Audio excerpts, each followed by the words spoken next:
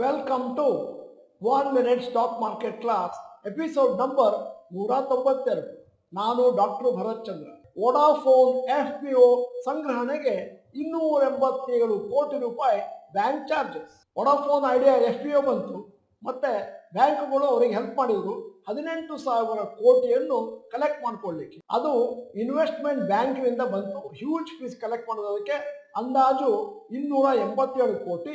Axis Capital, Jefferies, SBI Capital Markets ಇತ್ಯಾದಿ ಇತ್ಯಾದಿ. Investment banks responsible for IPO, FPO, ಮತ್ತೆ there are no barriers to the sale.